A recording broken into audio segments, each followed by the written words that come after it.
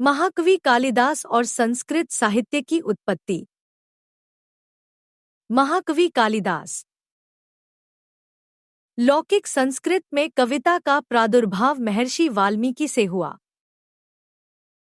कौचवध की एक साधारण सी घटना से महर्षि के हृदय का शोक श्लोकरूप में परिणत हुआ और उन्होंने रामायण की रचना कर डाली।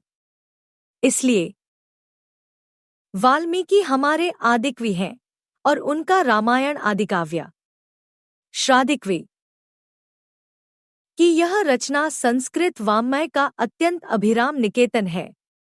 सहजता और सरसता इसका सर्वस्व है। विभिन्न अलंकारों द्वारा रसों की अभिव्यक्ति, प्रकृति का सूक्ष्म निरीक्षण, वर्णन की यथार्थता और हृदयग्राहिता इसके अनुपम गुण है।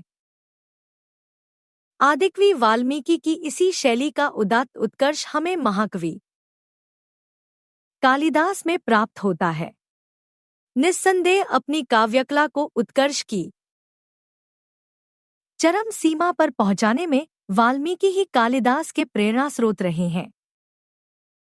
रघुवंश में पूर्वसूरिभ्यः कहकर उन्होंने वाल्मीकि की ओर ही संकेत किया है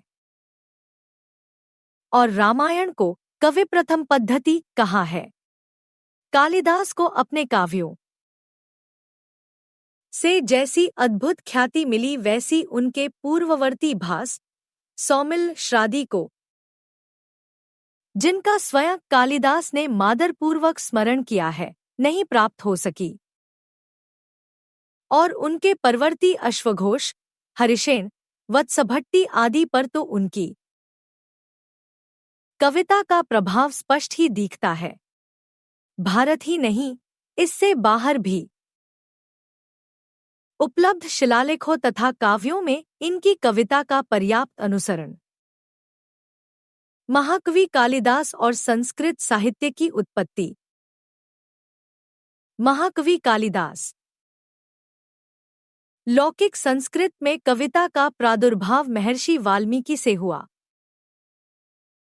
कौचवध की एक साधारण सी घटना से महर्षि के हृदय का शोक श्लोकरूप में परिणत हुआ और उन्होंने रामायण की रचना कर डाली। इसलिए वाल्मीकि हमारे आदिकवि हैं और उनका रामायण आदिकाव्य श्रादिकवि कि यह रचना संस्कृत वाङ्मय का अत्यंत अभिराम निकेतन है। सहजता और सरसता इसका